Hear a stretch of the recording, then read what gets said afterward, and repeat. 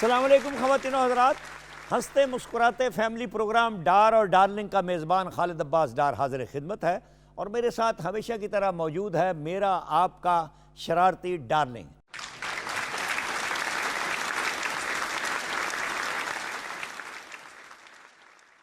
Darling, आज तो बड़े हशाश बशाश नज़र आ रहे हो, लगता है किसी शादी से आ रहे हो। और डार साहब देखे ना, बारिशों ने मौसम खुशगवार कर दिया। गर्मी ने तो जान निकाल दी थी, सांस लेना मुश्किल हो गया था। जो ही ज़रा मौसम में तब्दीली आई है, हालात भी और तरह के हो गए, चेहरा भी और तरह हो गया।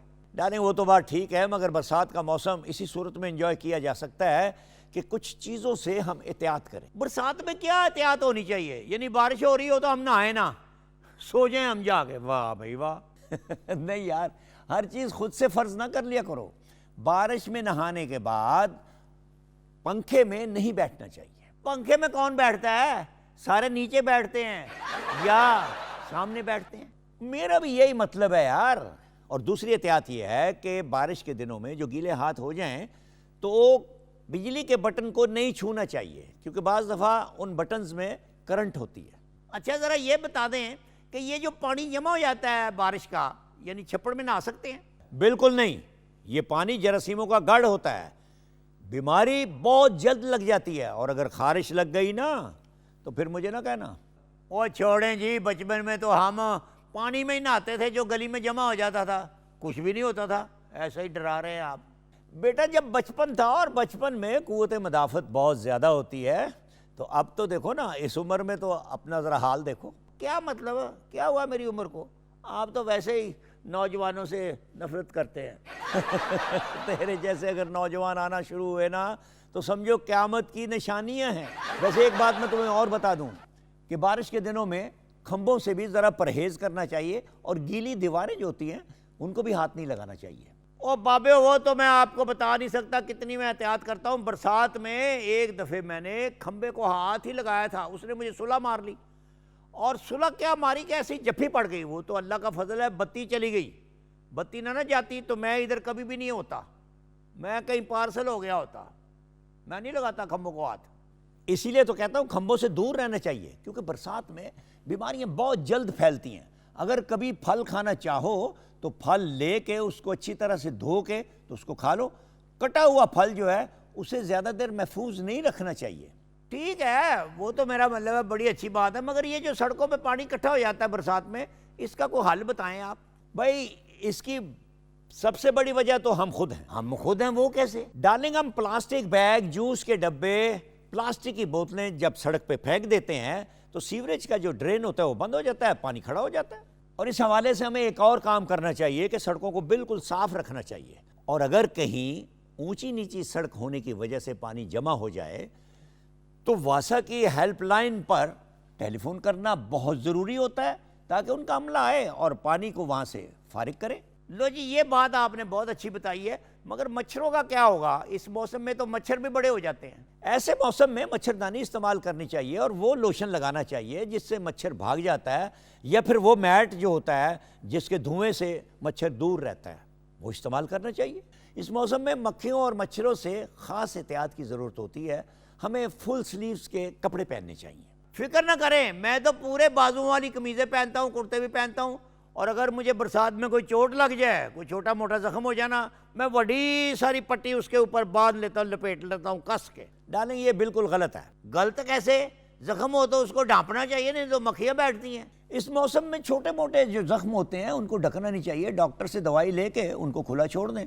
अगर पट्टी लगाओगे ना तो फिर जख्म जो है वो ख़राब भी हो सकता है। ये तो आपने बहुत अच्छी एहतियात बताई है। ज़रा ये बता दें कि बारिश में ये जो दीवारें गीली हो जाती हैं और ये दरवाजे फूल जाते हैं, अगर बांधो तो खुलते नहीं हैं, इसका क्या करें? इस मसले में तो बेटा दीवारें और दरवाजे जो बनाते हैं उनसे मशवरा करना चाहिए। लेकिन बरसात की एहतियाती तदाबीर समझने के लिए ना जुगनी जो है ना तुम्हारी, वो सुननी चाहिए। हाँ हाँ, क्या याद दिला दिया आपने बुजुर्गों। ऐसी जुगनी लाया हूँ, बरसाती जुगनी, आप गश गश करेंगे। तो भाई गश गश नहीं होता, अश अश होता है, पागल। चलो वही तो पेशे खिदमत है, आशश करती बरसाती जुगनी। आओ भाई डांसो बच्चों।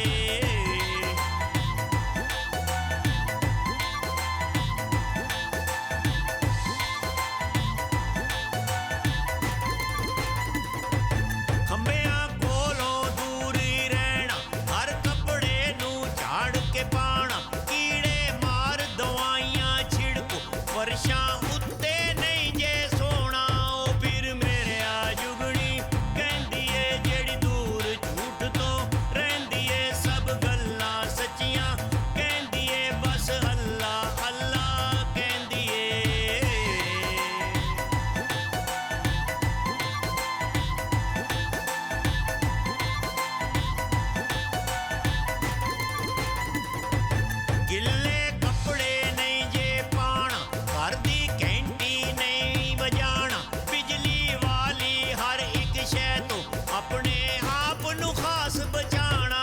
ओ पीर मेरे आ जुगनी कहंदी ए जेड़ी दूर झूठ तो रहंदी ए, सब गल्लां सच्चियां कहंदी ए, बस अल्लाह अल्लाह कहंदी ए।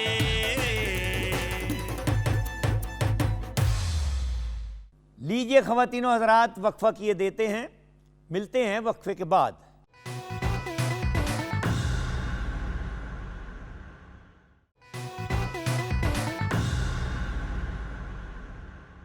ख़वातीनो हज़रात, देखते हैं आज के मेहमान कौन हैं और डार्लिंग क्या बातें कर रहा है अपने मेहमानों के साथ।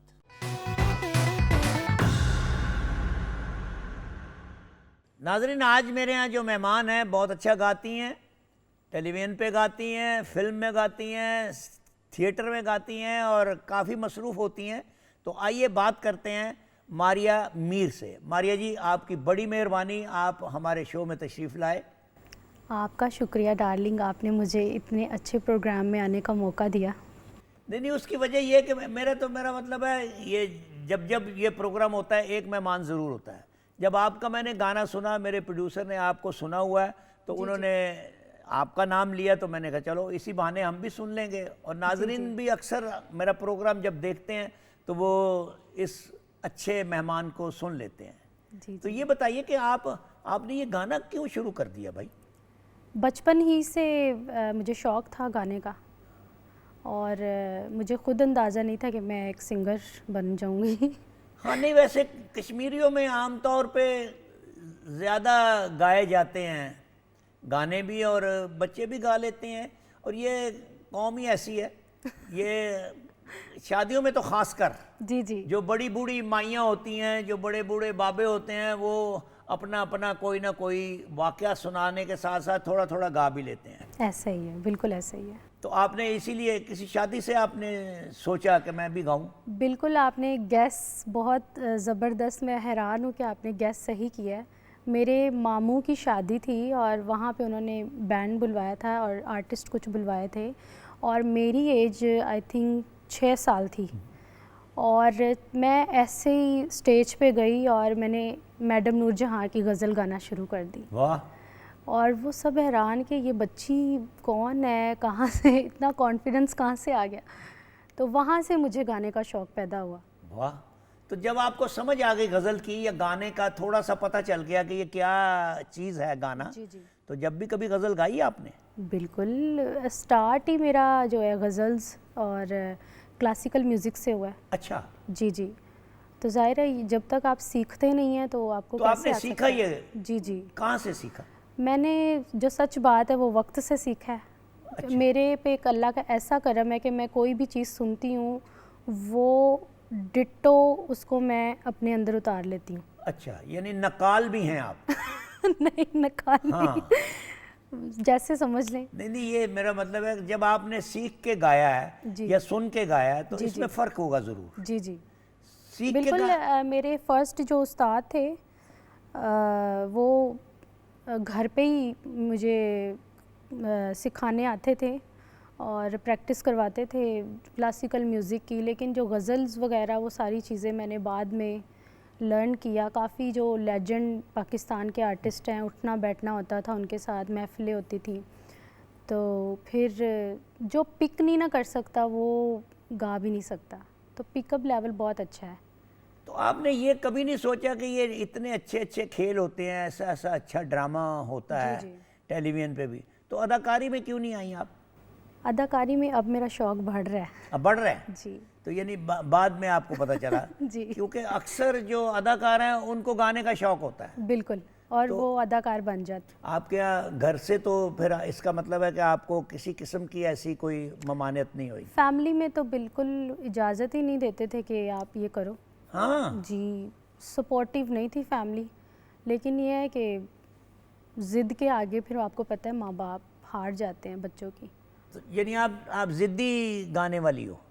मैं इतना जुनून था मुझे गाने का कि मुझे ज़िद करनी पड़ी। अच्छा। जी तो आपको ज़्यादा बेहतर गाना कहाँ, रेडियो पे जाते हो आप? जी जी, हर जगह जाती हूँ। रेडियो पे यानी रेडियो लाहौर में जाते हो? मैंने 103 में किया है। अच्छा। जी जी। अच्छा। और कुछ पंजाबी भी किए हैं हाँ। शोज, उनके ऑडियो जो होते तो हैं। टेलीविजन पे गाना और रेडियो में गाना कैसा लगता है आपको? दोनों में क्या फ़र्क है? रेडियो पे मज़ा आता है। रेडियो पे? जी जी, रेडियो पे मज़ा आता है। तो ये जितनी भी धुनें होती हैं ये खुद कंपोज करते हो या कंपोज़र की बात मान लेते हो? नहीं, कुछ कंपोज़र हैं। बेसिकली ये काम ऐसा है कि आपको काम करते रहना चाहिए। अगर आप चूज़ करोगे ना तो फिर आप काम नहीं कर सकते, क्योंकि कुछ लोगों को काम नहीं आता लेकिन वो काम कर रहे हैं, लेकिन वो हमें करना पड़ता है। आप अंडरस्टैंड कर रहे होंगे बात को। तो जब आपने पहली दफ़े यानी गाया, यानी पब्लिक के सामने गाते हो ना आप, जी जी। तो कैसा महसूस होता है? पहले तो मैं बहुत ज़्यादा नर्वस होती थी। अच्छा। बहुत, मतलब शो आता था तो मुझे मौत पड़ जाती थी। लोग शो, मतलब जो दूसरे आर्टिस्ट हैं वो शो के लिए वेट करते कि हमें कोई शो की हाँ, कॉल बिल्कुल। आए, हम कोई शो करें। और मुझे शोज़ आते थे तो मुझे सर में पड़ जाती थी कि ये क्या हो गया।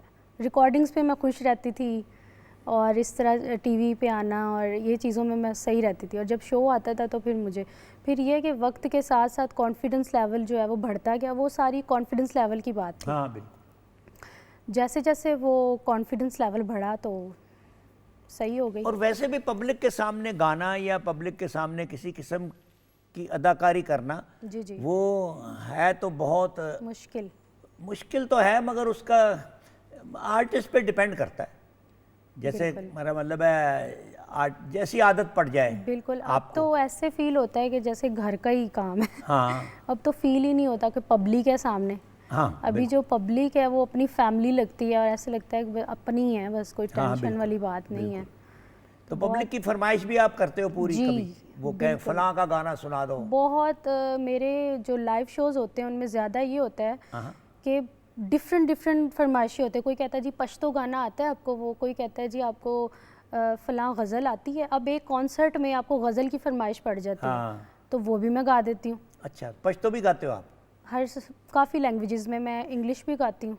अच्छा, सराइकी भी गाते हो आप? सराइकी में अभी आई नहीं, लेकिन फिर जब क्योंकि डिमांड हो तो फिर गाती हूँ मैं। अच्छा। जी। तो अगर मैं आपसे ये रिक्वेस्ट करूं कि ज़रा पश्तो सुनाए, क्योंकि हमारे केपीके में भी लोग देखते जी, हैं जी। इस प्रोग्राम को बहुत मोहब्बत से, जी जी। तो उन तक बात पहुंचे तो वो बड़े खुश होंगे। जी ज़रूर ज़रूर। पस्तर गुस्तर की हालू नवाया तोरी तरो के राता रंगो न खाया दजड़क करारा जमा सरदारा दामिन यारा जमा सरदारा दामिन यारा तान जारे गम जगुरवाले गम यम्बी करारा जमा सरदारा। वाह भाई वाह। तो ये सीखा आपने पश्तो? जी जी। तो यानी वहाँ जाके या? नहीं, सॉन्ग सीखे हैं, मुझे समझ नहीं आती। मैंने एक पश्तो ऐसा शो किया था कि जिसमें मैंने सारे पश्तो गाने गाए हैं? पूरा शो पश्तो कर दिया मैंने। वो खान्स का ही शो था। अच्छा। तो वो फिर कुछ पश्तो स्टेज पे आए, उन्होंने पश्तो में बात करे मेरे। पश्तो बोलनी नहीं आती? मैंने कहा क्या कह रहे हो भाई? हाँ। कहते हो आपने पूरा शो पश्तो में किया, आपको पश्तो नहीं आती? मैंने कहा नहीं। फिर कहते वेल डन, क्या बात। माशाल्लाह। तो यानी पश्तो के गाने आपने काफ़ी याद किए जी हुए। जी ये तो बड़ी अच्छी बात है। तो आप उधर जाते हो केपीके में? जी जी, आपको पूरे जाना चाहिए, पाकिस्तान वहाँ पे में, पूरे टीवी भी है पाकिस्तान और में। वहाँ पे रेडियो भी है, जी। और वो तो बड़ा ज़रूरी है आपके लिए। और जी, ये जी। बड़ी अच्छी बात होती है कि हमारे यहाँ से या कहीं से भी पश्तो जो गाता है उसको- सिंधी भी मैं गाती हूँ। क्या? सिंधी। सिंधी? यस। वाह वाह वाह वाह। तो ये याद करके गाते हो आप? जी, याद करके अच्छा गाती हूँ। अच्छा, सिंधी। अभी बलोची नहीं तैयार किया आपने? बलोची सिंधी एक जैसा ही होता है ऑलमोस्ट। अच्छा, नहीं लैंग्वेज का लैंग्वेज का फ़र्क होता है लेकिन म्यूज़िक और उसकी कॉम्पोजिशंस वगैरह लिरिक्स ऑलमोस्ट सेम होते हैं। तो ये सिंधी जो है ये किसका आपने याद किया था? माई भागी को सुना, माई भागी को? जी जी जी सुना है। हाँ? एक और सिंगर हैं, मुझे उनका नाम नहीं याद, उनका गाना मैं बहुत गाती हूँ। कौन सा? अजो की रात। अच्छा, सिंधी में? जी मैं आपको थोड़ा सा सुनाती हूँ। हाँ, नहीं नहीं, ज़्यादा सुना है, थोड़ा क्यों सुना रहा है? सिंध तो मुझे बड़ा अजीज़ है। संगे मर मर जो बदन सनरगी जी हथड़ा नरम, संगे मर मर जो बदन सनरगी जी हथड़ा नरम, तू सदा माण जवानी ओ मुझा सोना सनम, तू जो मासूम जवानी पे अल्लाह खैर करे, हो खुदा खैर करे, जानी पुकेर जिए केर मरे हो थी न परे। अजो की रात रही पो तो मुझे दिल ते घुरे, हो अल्लाह दिल ते घुरे, जानी पुकेर जिए केर मरे हो थी न परे। वाह जी वाह, माशाल्लाह, बड़ी हिम्मत है आपकी और बड़ी ज़हीन है आप जो याद कर लेते हो। वैसे सिंधी नहीं बोलते आप? नहीं। अच्छा, हाँ, वो कुछ चीज़ें सिंध में बोली जाती हैं, वो भी सीख लें आप, इसमें क्या है। जी जी सिंध में रहेंगे आप तो मेरा ख्याल है आ जाएगी सिंधी। बिल्कुल। बहुत अच्छी है। तो फिल्म में जब आपने गाया, पहले कौन सी फिल्म में गाया आप? पहले थी लव यू डार्लिंग, हाँ। एक थी डार्लिंग आपके नाम पे थी, अच्छा। और उसके बाद आई थी दाल चावल मूवी थी, और वहाँ उसमें मेरे 2 गाने हैं, एक राहत जी का गाना है, एक आबिदा परवीन जी का गाना है, 2 गाने मेरे हैं। हाँ। और उसके बाद आई लाहौर कलंदर, अच्छा। उसमें भी काफ़ी बिजनेस किया। उसके बाद आई हुए तुम अजनबी, जो कामरान शाहिद जी ने मूवी बनाई थी, वो मैंने उसमें भी गाया। तो ये ज़रा उसका सुनाएं तो सही, जो पहला गाना था आपका, क्योंकि पहले गाने में पता चल जाता है कि ये आगे कहाँ तक गाएगा गाने वाला। अभी वो कुछ ऐसी मूवीज़ हैं जो जिन पे मैंने काम कर दिया, लेकिन अभी तक वो वर्किंग में है। अच्छा। जैसे हुए तुम अजनबी, मैं तब आई वॉज 13 ईयर्स, मैं 13 साल की थी जब मैंने उसमें वो गाना गाया था, और अब रिलीज़ हुई है। अच्छा। और कुछ अनरिलीज्ड मूवीज़ हैं जिनके गाने मैं अभी गा नहीं सकती हूँ। अच्छा, लेकिन जो रिलीज हैं, जो रिलीज है, कोई रिलीज वाली जो पहली फिल्म थी, जी जी, वो मैं दाल चावल मूवी के जो गाए थे वो मैं सुना। तो दाल चावल खाए भी आपने या सिर्फ गाने ही गाए? मुझे एक कॉल आई, मुझे पता नहीं था कि मूवी का नाम दाल चावल है। हाँ।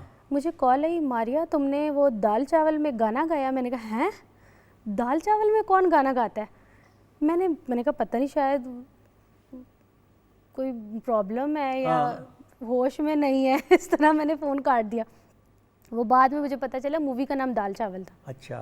तो उसमें मोमिना इकबाल हैं, काफ़ी अच्छी आर्टिस्ट हैं पाकिस्तान की, उन पे पिक्चराइज हुआ है, और मैं वो सुनाती हूँ आपको। मोहब्बत के सफ़र में 2 मुसाफिर साथ चलते हैं, मोहब्बत के सफ़र में 2 मुसाफिर साथ चलते हैं, मुसाफिर साथ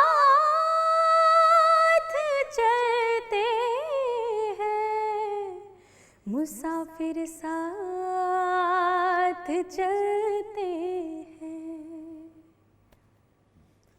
तो यानी ये आपने उसमें गाया, यानी दूसरे नंबर पे, पहले आपने किसी और फिल्म का गाया? जी जी।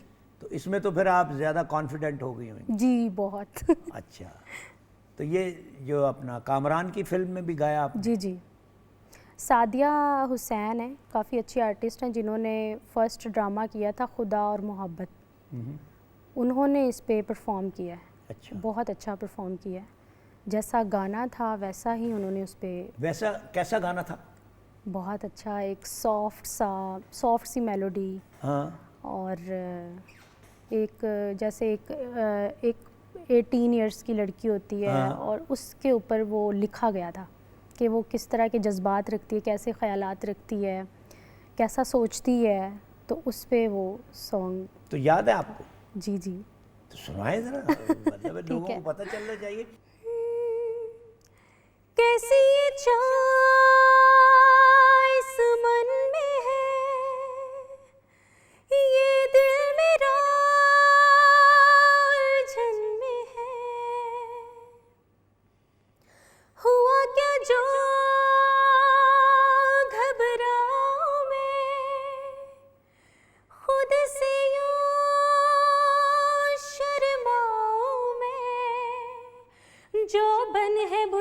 मोहब्बत क्या कैसे समझूं इसे, कैसी बेताबी है किसको बतलाऊं मैं, बेकरारी अजब है बदन में मेरे, क्या इसकी करूं मैं दवा। हाँ, सुन रे पवन सुन रे घटा, चुनरी उड़े छेड़े हवा, मैं तो उड़ने लगी बादलों की तरह, दिल मेरा क्यों मचलने लगा। हाँ। वाह भाई वाह। तो आप यानी रियाजत करते हो? बहुत। अच्छा, 8-8 घंटे। 8-8 घंटे जब काम नहीं होता तो रियाज जी करते? जी जी। तो घर में खाना वाना भी पका लेते हो आप? बेसिकली ज़्यादा मुझे खाना बनाने का शौक़ है, सिंगिंग से भी ज़्यादा। अच्छा, और तो उसके सारे बाद घर का singing। खाना आप ही बनाते हो? जी। माशाल्लाह। जब मुझे कुछ अच्छा खाना होता है मैं खुद बनाती हूँ। अच्छा, जब अच्छा खाना होता जी। है तो अच्छी क्या चीज़ बना लेते हो आप? मैं मटन में हर चीज़ अच्छी बनाती हूँ। अच्छा। उसमें सालन हो जाएं और पुलाव, सबसे फेवरेट मेरा पुलाव है, वो मैं ज़्यादा अच्छा बनाती हूँ। यानी ये जो दिन जा रहे हैं, जो मौसम आजकल जी है, जी ये किचन में जा सकते हो आप आजकल में? जी। अच्छा। कोई भी कुछ भी हो, मुझे बल्कि ना अपने गांव में ना मेरे बेसिकली मेरे दादा अबू जो है ना वो उनका वो ज़मींदार टाइप, उनका कच्चा घर और हाँ, प्रॉपर। अच्छा, मैं कहाँ फिर से? इधर उकाड़ा वाली साइड ना, अच्छा। वहाँ जाती हूँ तो मैं लकड़ियाँ जो होती है ना वो मुझे उस पे खाना बनाना बहुत पसंद है। हाँ, उस उसका पे ना बहुत लजीज, और मिट्टी की हांडी में ना। हाँ, उसका टेस्ट भी अलग जी होता जी है। जी, मिट्टी की हांडी में मुझे खाना बनाना हाँ। बहुत पसंद है। तो आप लाहौर में होते हो? जी जी तो ज़रा नाजरीन को एक आइटम तो सुनाए कोई अच्छा। जी, ज़रूर ज़रूर। फर्स्ट मेरा अभी जो मेरे एल्बम का पहला गाना है चेहरा, इसका वीडियो भी मैंने जो एक वीडियो किया लंदन में, हाँ हाँ। और इसमें जो कास्ट किया है लंदन की एक बहुत अच्छी टिकटॉकर हैं, अच्छा। वो उनको कास्ट किया है। हाँ। और इसका वीडियो भी बहुत अच्छा हुआ है और इसकी प्रोडक्शन और एवरीथिंग सब कुछ बेस्ट हुआ है, तो वो मैं परफॉर्म करना तो चाहूँगी। नाजरीन को सुनाएं। जी ज़रूर।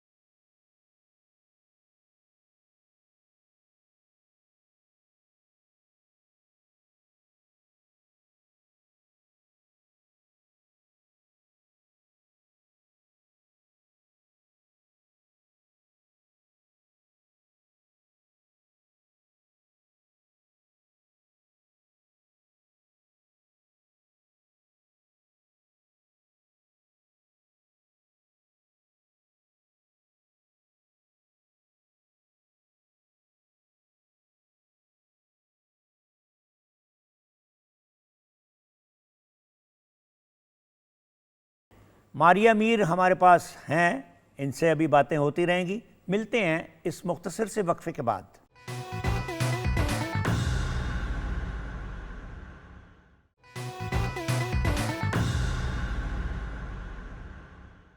वेलकम बैक नाजरीन।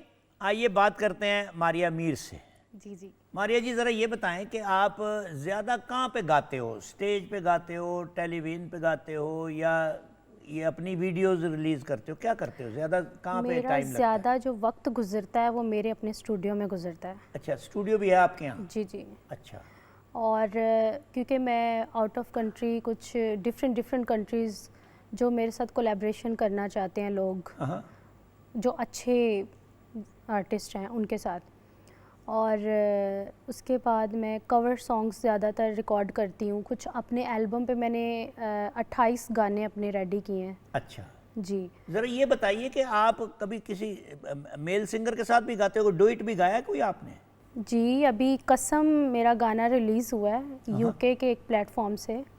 फ्रेंज़ो हैं वहाँ पे, फ्रेंज़ो उनका नाम है, और उनके साथ मैंने डुएट किया। तो ये ज़रा बताइए कि ये डुएट जो आपने पाकिस्तान में भी गाया किसी के साथ? जी जी, साहिर अली बग्गा के साथ OSTs किए हैं मैंने। जैसे OSTs हुए वो तोहमत, मेरा जो सबसे ज़्यादा हिट है, तोहमत है। हाँ। उसके बाद मैं जीना चाहती हूँ, ये भी उनके साथ डुएट गाया है।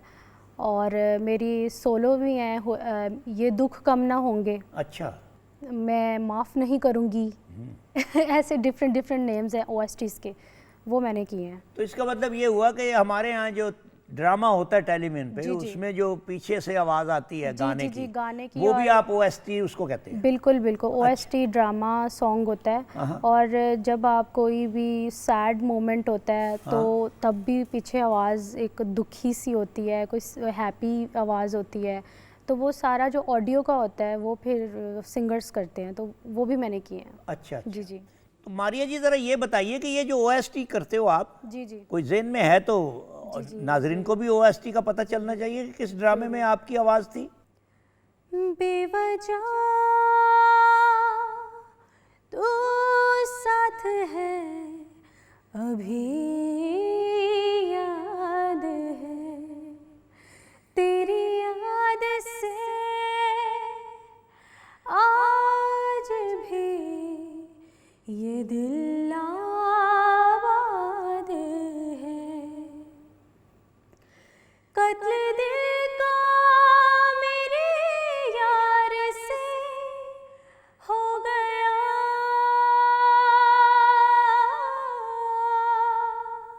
कत्ल दिल का मेरे यार से हो गया, तोहमते दिल की बेवफा शुक्रिया, तुमसे हूँ मैं जुदा, मेहरबान शुक्रिया, बेवफा शुक्रिया, शुक्रिया बेवफा। वाह जी वाह। तो ये ज़रा नाजरीन को भी सुनाएं कोई अच्छा सा। वेलकम बैक नाजरीन। याद माजी में आज डार्लिंग से पूछते हैं कि इसके ज़माने में बरसात के दिनों में लोग क्या करते थे, कैसी इंजॉयमेंट्स होती थी, और क्या क्या पकवान ज़्यादा इस्तेमाल होते थे। डार्लिंग, बचपन में कोई बरसात ऐसी ज़हन में हो तो बताओ। ओ बाबियो, मैं आपको क्या बताऊं, जब बारिश होती थी ना तो हमारे मोहल्ले में जो पानी खड़ा हो जाता था ना, हम सारे घरों के जो छोटे छोटे छोकरे हैं ना, वो लड़के उसमें आए थे, नहाना शुरू कर देते थे, और इतना नहाते थे, एक दूसरे पे पानी फेंकते थे, ऐसे करके पानी फेंकना, फिर नहाना, फिर पानी ऐसे करके बजाना, जैसे पानी जैसे मेरा मतलब है नौबत बजाते हैं ना, पानी बजाना। वो पानी का बड़ा मज़ा आता था, चाहे गर्मी होए, सर्दी होए, बरसात होए, बारिश का पानी हो, उसमें नहाने का मज़ा ही और था। हमें तरना नहीं आता था, हम तैर नहीं सकते थे, मगर यह कि उसमें नहाते थे, फुल बटा फुल नहाते थे। क्या बताऊँ आपको, आहा हा। पकौड़े और समोसे बाहर से मंगवाते थे लोग या घरों में बनाते थे? नहीं, घर में ही बनाते थे। मेरा मतलब जिनको वाल आता था ना, जिनको आता था ना, वो अपना जो अब पट्टी बनानी आती थी ना, वो समोसे बनाते थे, नहीं तो आमतौर पे पकौड़े ही पकौड़े पकौड़े। जब तुम बच्चे थे तो घरों की ज़्यादा छतें तो कच्ची होती थी, तो बारिश में क्या हाल होता था उन छतों का, कैसे गुजारा करते थे आप? कच्ची छत होती थी ना, जिधर से वो टपकती थी ना जी, वो ऊपर जाके ना तो ऊपर कोई ना कोई बड़ी परात रख देते थे, और परात से पानी नीचे नहीं आता था, और या फिर टीन रख देते थे बहुत बड़ा आमतौर पे, तो टीन भी होते थे उन दिनों में, तो उससे बच जाता था, नीचे फर्श पे नहीं आता था। अगर फर्श पे आए भी ना तो नीचे कोई दाबड़ा या कोई पतीला बड़ा रख देते थे कि पानी उसमें ही जमा हो, इधर उधर साइड पे ना गिरे। अगर कोई छत टपकती थी तो क्या इलाज करते थे उसका? वो आपको बताया तो है, सीधा सीधा इलाज है, जिधर से ऊपर से टपक रही है ना छत, नीचे बड़ा पतीला रख दो बस, या किस्मत या नसीब भरेगा वो। यार ज़रा ये बताओ कि बारिश में बच्चे नहाया करते थे या तुम्हारे ज़माने में जो बड़े थे वो भी नहाते थे? नहीं, बड़े भी किसी वक्त आते थे, तो मेरा मतलब नहाना बारिश से नहाते थे, पानी में नहीं नहाते थे। यार तुम ये बताओ कि कभी बारिश में फिसले हो, और जब फिसले हो तो कोई वाक़या तो सुनाओ। वो कुछ नहीं, मैं तो ऐसे ही, मैं सीढ़ियों से उतरा हूँ बारिश में जल्दी जल्दी, तो वो मैं स्लिप हो गया, तो बाकी के लोग हंसने लगे, उन्होंने ताड़ियाँ मार दी, मुझे चोट लगी इधर पीछे बहुत। अच्छा ये बताओ कि जिन घरों में पानी जमा हो जाता था उस पानी को कैसे निकालते थे? ओए होए, पानी घर से निकालना बहुत काम है, या तो डोंगे से साथ निकालते हैं, या फिर बड़ा खेस जो होता है ना, बड़ा खेस ये जो बिस्तरे का होता है, उसको बिल्कुल गीला कर देते हैं पानी के साथ, बाहर जाके फिर 2-3 अपना घर वाले उसको निचोड़ते हैं, निचोड़ के फिर बाहर निकालते हैं, नुचड़ जाए फिर ला के फिर उसके ऊपर बिछा के फिर इस तरह करके पानी, बड़े टाइम लगते थे, 3-3 4-4 5-5 घंटे लगते थे, तो पानी नहीं निकलता होता था, बड़ी मुश्किल से पानी निकलता था बारिश का। डार्लिंग ये बताओ कि कभी तुम रात को छत पे सोए हो तो अचानक बारिश आ गई है, उस वक्त क्या करते थे? वहीं रहते थे या मेरा मतलब बिस्तर गोल करते थे? ओ बिस्तरा क्या, वहाँ पे तो ऐसी आपको, उधर तो ऐसी अफरा तफरी मच जाती थी डॉक्टर साहब, मैं आपको बता नहीं सकता। कोई मैं अकेला थोड़ा सोता था, सारे घर वाले सोते। जो ही बारिश आई, कई दफ़े तो मेरे कान में आके सीधी बारिश पड़ी है, वो कान में जब पड़ जाए ना तो अजीब से हालात हो जाते हैं, फिर सारे आपो अपना बिस्तरा उठाते हैं और चारपाइयाँ फिर भीग जाती हैं, बिस्तरे नीचे आ जाते हैं, फिर अपने अपने इलाके में सो जाते हैं लोग। यार तू ये बता कि आजकल अगर बारिश हो रही हो तो तू सबसे पहले क्या करता है? आजकल नहीं मैं नहाता, आजकल तो जो ही मैं देखता हूँ कि बदली आ गई है, मौसम आने वाला है बारिश का, होने वाली है बारिश, चलो यार ये बेसन ज़रा मसाला तैयार कर लो पकौड़ों का, पकौड़े तल दिए, ठीक है, और समोसे वाले को टेलीफोन करता हूँ, समोसे दे जाता है। तो लीजिए नाजरीन, बढ़ते हैं अगले सेगमेंट कसौटी की जानिब। आज की कसौटी है ये,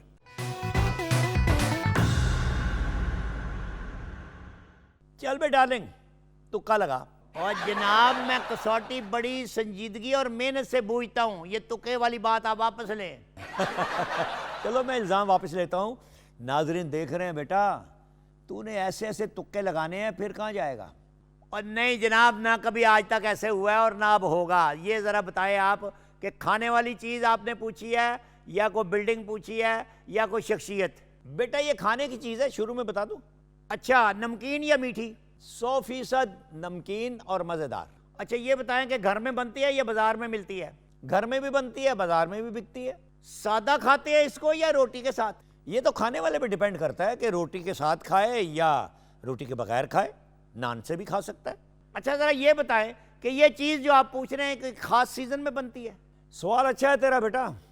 जवाब ये है कि साल में 2 दफ़ा तो ख़ास तौर पे बनाई जाती है, वैसे जब जी चाहता है बना लेते हैं, सारा साल मिलती है बाज़ार में।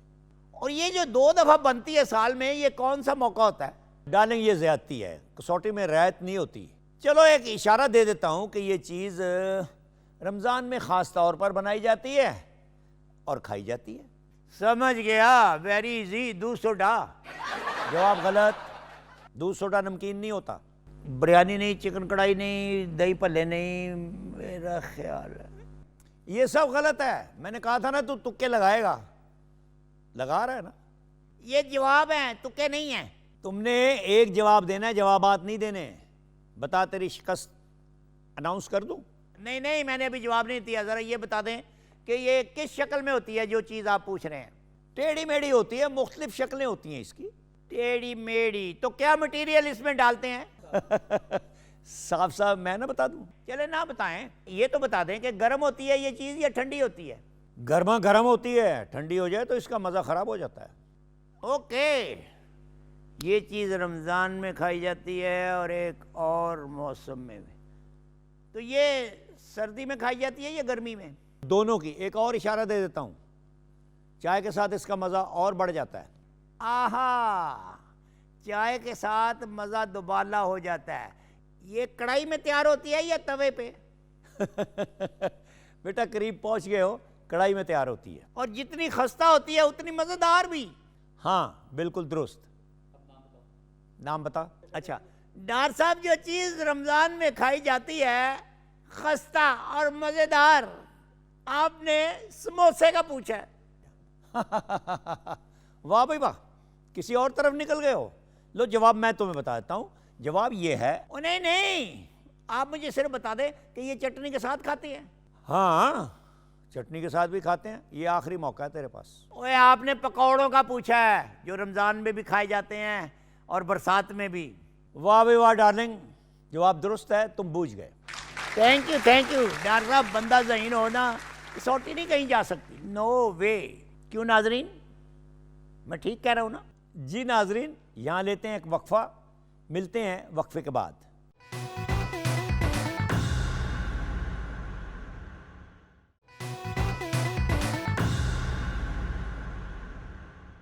नाजरीन, अब पेश खिदमत है डार्लिंग का इस हफ्ते का पैरोडी सॉन्ग।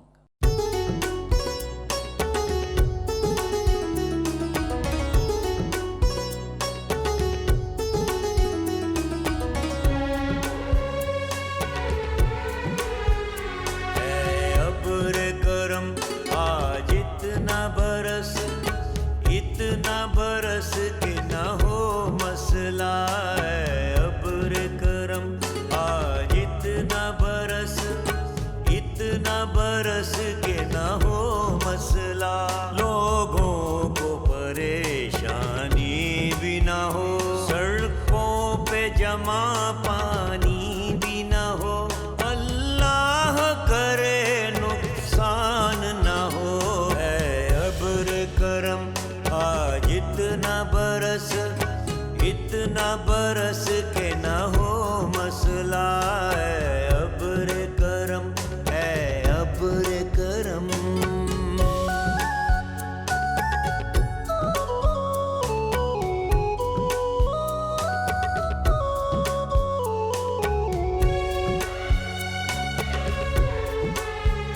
खंभों से दूर ही रहना है।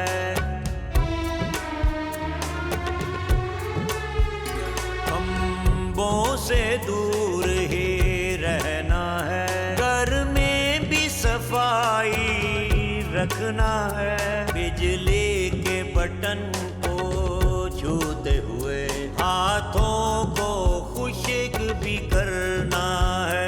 गीले कपड़े बदलो ताकि बीमारी का इम्कान ना हो।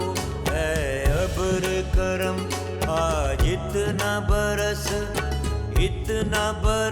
के ना हो मसला है। अब्र करम है अब्र करम।